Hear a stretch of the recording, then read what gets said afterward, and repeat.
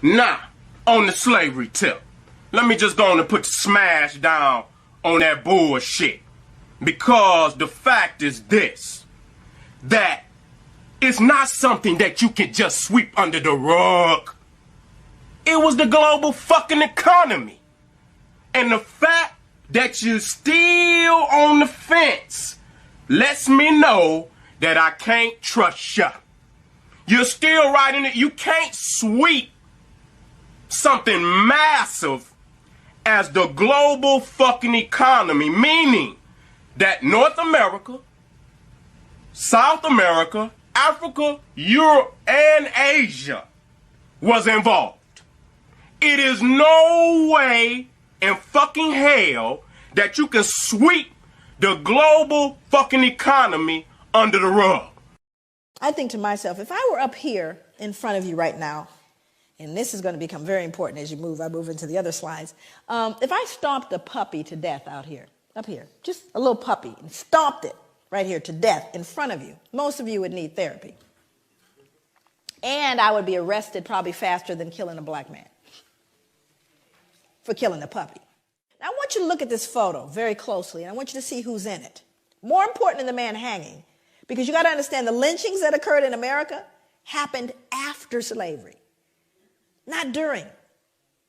Thousands of lynchings happened after slavery, because this is a reaction to white fear of what we would do once freed. But we didn't create a vigilante group to take out white people, but they did create a vigilante group to take us out now that we're free. See, that happened after slavery. They were called the what? The Ku Klux Klan. They don't wear hoods anymore. They wear suits. But they're alive and well all over the world, even here. So look at who's in the picture. I want you to look at this little girl in particular. You can't see her closely, but she's actually grimacing, like smirking. Now, remember, let's go back to the puppy concept here. She would be loathed and torn up probably if this was a puppy, which means he's less than that, because she's not disturbed. This little girl is not disturbed by this, but she should be, shouldn't she? People always ask me, they go, Joy, what was the impact on white people? There it is, right there. Can't feel any empathy for him. None, zero, zip. There's a little one back here, even smaller. Because whatever she's been taught or told, socialized to believe, makes him no longer human. That's the greatest danger to white people, is that they can't feel it. And there's a reason why white people can't feel what we're talking about. My God, what would you then feel? It's tough. So I've got to believe, oh, it's all over now. It's not my fault. I don't benefit. It's not a big deal. Let's move on. It's not all of those things. But we don't say that to Jewish people. I dare you. But you have to understand, when you unearth this one, that's what we did to our children. Let's move forward. This is a similar photo to the one that is used in Denzel's movie. Now, and again, most important, this is a man that's being burned. Also, I won't read the depiction, but there are newspaper accounts of this. It's written in a book called 100 Years of Lynching by Ginsberg. No pictures, just newspapers that say not only did they burn him, they decapitated him, cut him into pieces, and used parts of his body as things to put on mantles. So people would say, get me a tongue, would you, or a liver, a little crisp, so I could put it on the mantle. Now, again, I want you to look at the folks. I want you to look at who's here. We're not talking about the toothless, big gut, hooded wonder, are we? We're looking at plain old, common, dressed up folks. They're squeezing, please, I want my picture taken. Are you following me? This is somebody's cousin, uncle, somebody. And the ability to do that, dehumanize this man and rob them of their humanity all at the same time. All at the same time. That is the most dangerous, treacherous thing that could happen. What did Hitler do? He dehumanized human beings, put babies in ovens. Anything that robs us of our humanity is a danger to everyone. And that is what's going on with people of African descent all over the world, because not only did it get done here, but who did we tell the entire world? We told these people don't deserve any value. Everyone wants to be American, not y'all. But when we go, I literally go to countries all over the world. America sets the standard, and thank God for what happened later. Let's move forward. So a lot of people start saying, well, y'all got free, right? Y'all are free, everything's fine. Because see, whenever you talk about post-traumatic slave syndrome, people get locked there. So there's a myth that after slavery ended, the playing field was leveled. Was it? Remember, all the lynchings occurred after slavery. That wasn't during, after slavery. So you had black sharecropping. Now, we didn't get a lot of black history in our schooling. I have 4 degrees, and 3 of them advanced degrees. Never did I get black history. I got about 2 pages of black history, and one page was a picture. And there was a picture of the little folks with the cabin. You probably saw the same picture. It's a little cabin, the little guy on the porch with the banjo, little children running, frolicking about, eating watermelon, right? Everybody happy? And we certainly need little Mary and little Johnny to believe that they were happy. The slaves were happy people. And they had a nice place to live. Because we couldn't have them feeling cognitive what? Not little Mary. She can't start questioning what Grandpa did. So I want you to see this, because those are leftover slave quarters. He's a sharecropper. So now let's go back and take a look at sharecropping. Now these are folks that were slaves, no longer slaves, decided I'm going back to be a sharecropper on the same plantation that I was enslaved. Why would you do that? You all heard about Katrina, yes? Yeah. See, I was there. My family's from Louisiana. I went to the 9th Ward. Sometimes you can't pay attention to what the news says. It's important to actually go eyeball what's going on, which was very interesting, because it was one of the most horrific events I'd ever seen and probably will ever see in my life. Well, black folks were just simply treated differently. Did you notice that? Here's the good news about Katrina. Everybody noticed it. So all the rest of the world, where we learned, send us your poor, your huddled masses yearning to breathe free, your democracy, your equality. They said, what happened with that Katrina thing? All that stuff y'all talked about. Well, let me read this. This is from Associated Press, taken straight from the newspaper. In the front, actually, the top part here is actually a woman, but they think it's a man. Anyway, it says, a young man walks through chest-deep floodwater after looting a grocery store in New Orleans on Tuesday, August 30th, 2005. Same body of water down here, 2 residents wade through chest-deep water after finding bread and soda from a local grocery store. Now, same event, same water. White people, black people. We've told you what you see now.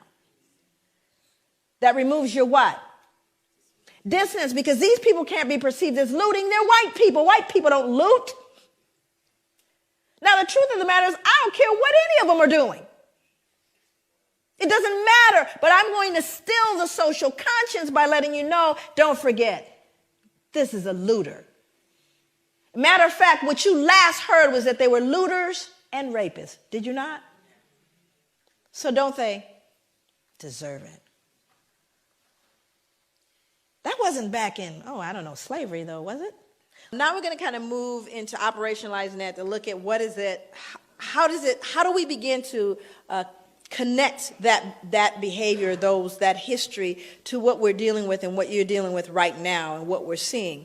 And very often people say, well, is everything post-traumatic slave syndrome? Obviously that would, trivialize all the work. We cannot lay squarely on the shoulders of post-traumatic all the problems that we see, nor can we place all the problems squarely on the shoulders of white people or any of the above. So hopefully we won't digress into anything that is that foolish in terms of a discussion. Because, you know, that's another thing that happens in terms of trying to deal with the pushback around this. Then we move into extremes, and it tends to dilute the realities that are going on. So hopefully we're way beyond all that. Well, now she's saying everything is post-traumatic. No, I'm not. And most of my work, my background is really in the field, doing work in the community and grassroots. That's where my training was in terms of my clinical work. And just, you know, the fact that I've always been, this work started on the ground. It didn't start here. Matter of fact, I got the attention of places like Oxford and Harvard and, you know, the Ivy League and major institutions, even the FBI, you know, but those were things that happened after I started doing the work on the grassroots level. And so it's, for me, my commitment is to healing. So this is not an exercise in some kind of broad intellectual esoteric. It's really about how do we then take this information and help a person extricate themselves from behavior that they've learned and or been socialized to believe, black and white, and everyone in the middle that's been affected by this. What do we do? So this is kind of looking at the contemporary kind of reflection of the trauma, which is white supremacy and terrorism. That continues. We see that on a daily basis in the United States as well as here. This book is called Breaking Rank by Norm Stamper. Norm Stamper is a 34-year police veteran. He was the chief of police for the cities of San Diego and Seattle. This is a white man, wrote this book called Breaking Rank, and he really did. So all I can tell you is he broke rank. I've been trying to meet Norm. Norm travels quite a bit, and he gets a considerable amount of death threats because of what he's done. But he talked about, and this is contemporary, and remember, that's what we're looking at. How does it reflect itself today? I've heard some police officers refer to prostitute slayings or to the slayings of blacks as misdemeanor murders, employing an unofficial code for them, NHI, which means no human involved. Now, these are on telephone calls. These are on calls that you hear on police officers speaking. Hey, what do you have? Well, we have an NHI. We have no human involved. It's a black person killed. Do you see what I'm saying? Again, the dehumanization reflecting itself in just their casual involvement with one another. San Diego cops confessed to a myriad other acts of discrimination, including additionally dehumanizing the references to blacks on a radio call, just an 1113 nigger. 1113 is a code for an injured animal. Went on for over 400 years. You understand what I'm saying? You have Africans who have oral traditions that have never taken one paragraph from a cracker's book. How do you justify saying where the cracker, the slave trade is a story invented by the cracker? When you go down there to Brazil, they're not reading out of no fucking crackers books. When you go to fucking Cuba and they speak about the slave trade, because in Havana was one of the largest slave ports in the world, they're not reading from no crackers books. These are oral traditions that are handed down from parent to child, from grandparent to grandchild. You understand what I'm saying? With no cracker nowhere in the process. So you bullshitting, man. You straight up fucking bullshitting. Where's the logs? Where's the fucking ships? How many motherfuckers get murked out here and niggas throwing away the fucking gun? What you think, motherfucker gonna say, here it is? I did it? You understand what I'm saying? Come on, man, let's be fucking real, man. Real motherfuckers do real fucking things, man. And you motherfuckers still out there riding the motherfucking fence on our slave trade. I can't let it slide. Because if I don't show my people how the fuck they got in this shit, they ain't gonna never have the fucking initiative to get up out of it. Because they won't know how. How the fuck is they gonna know how to get up out of something? And they don't even, these motherfuckers out here don't even, they feel like they deserve to be in this fucking position. When all you teach a motherfucker is that he's a motherfucking cannibal savage. never had no motherfucking history, and then you teach a motherfucker about America is his homeland, while the fucking Christian, the Jew, and the fucking Arab is fleecing Africa for the fucking mineral wealth. I ask myself, I say, damn, what would make these motherfuckers come out and say it wasn't no slave trade? And then I had to think, who would most profit from a falsehood like that? Who would most profit?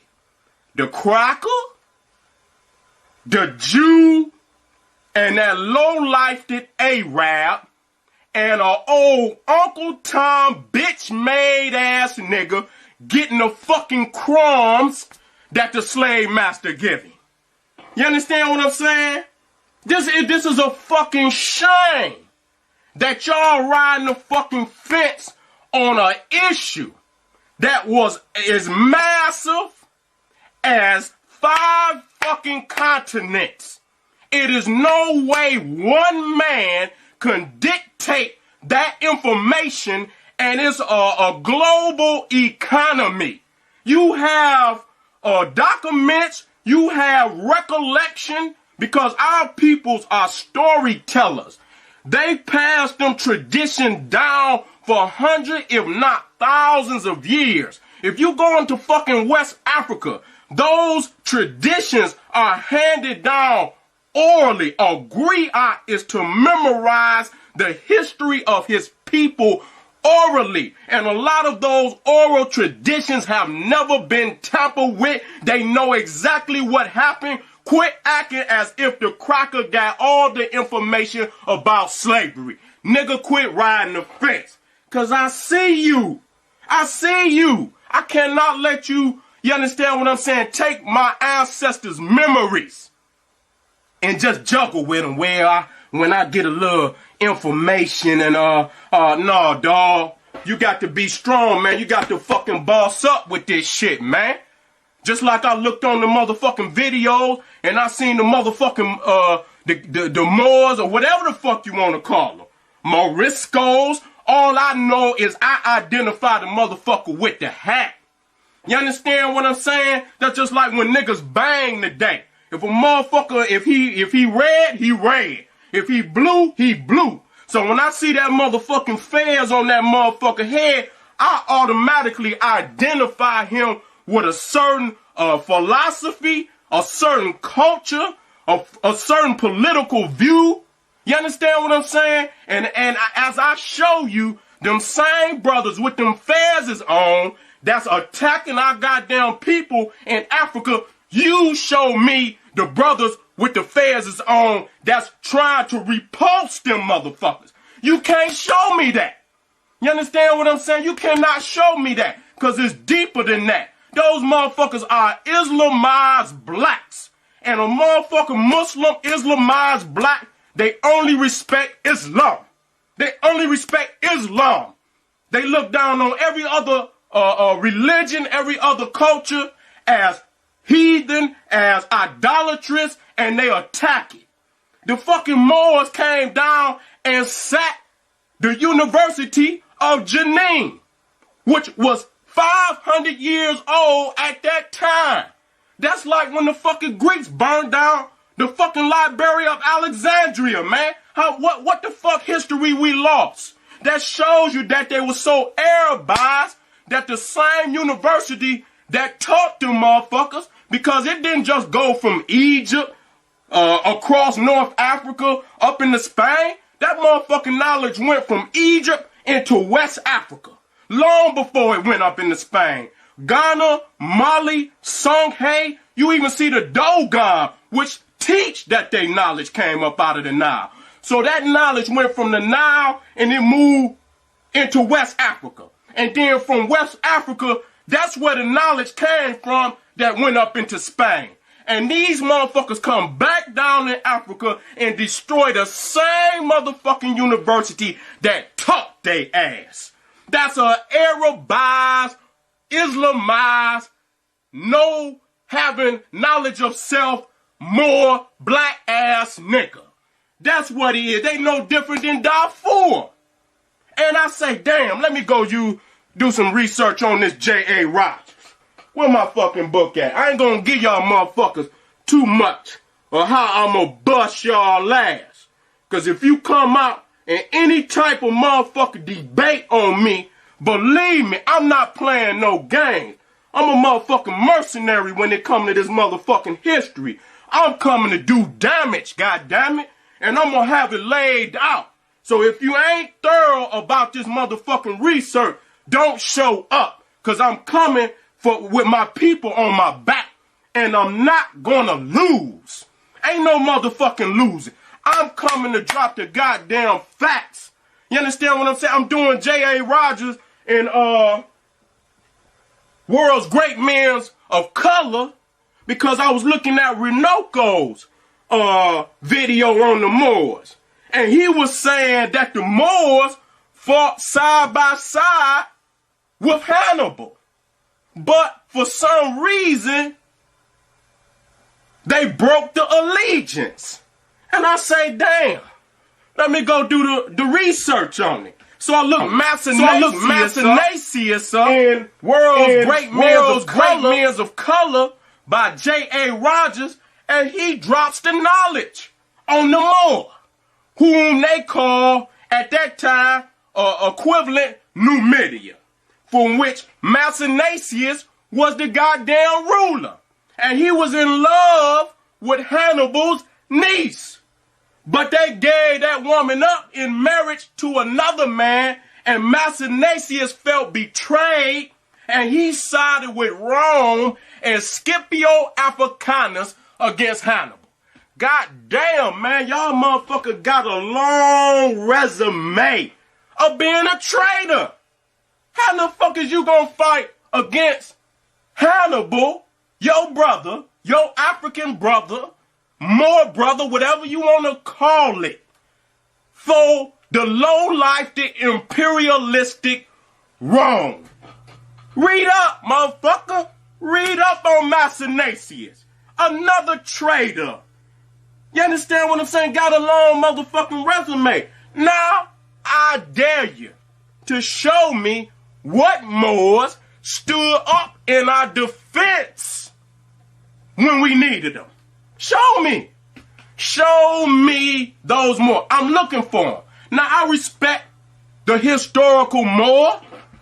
I revere that history when they went into Spain and all the sciences that they brought up out of Timbuktu, the University of Jenin. But damn, when they came back, they had lost it. They had lost it. So the only greatness about the Moors that we can even speak about was that highlight in Spain. After that, there is no more that you can speak of in any great conversation that the Moors was something that we should revere. Now, damn, y'all destroyed Ghana and Songhai.